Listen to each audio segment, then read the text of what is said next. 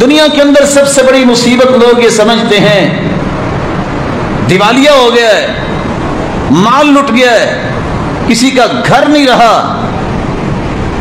لیکن دین والے یہ سمجھتے ہیں جس کا دین نہ رہے یا دیندار دنیا سے چلا جائے اس سے بڑا کوئی نقصان نہیں ہے. اس لیے عبداللہ ابن مسعود رضی اللہ تعالی عنہ اور حسن بصری رحمت اللہ علیہ کہا کرتے تھے موت العالم ظلمۃ فی الاسلام لا يسدها شيء ما اختلف الليل والنهار. جب ایک صالح اور عالم ربانی دنیا سے چلا جاتا ہے یہ اتنی بڑی دراڑ ہے کوئی چیز اسے پر نہیں کر سکتی. دن رات گزر جائیں یہ کمیاں پوری نہیں ہوتی. اور ایوب السختیانی رحمت اللہ علیہ کہا کرتے تھے انی اخبر بموت الرجل من اہل السنہ فکأنی افقد بعض اعضائی.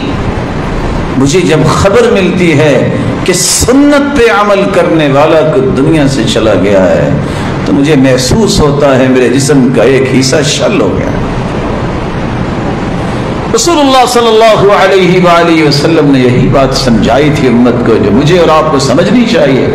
ان اللہ لا يقبض العلم انتزاعا ينتزعه من العباد ولكن يقبض العلم بقبض العلماء.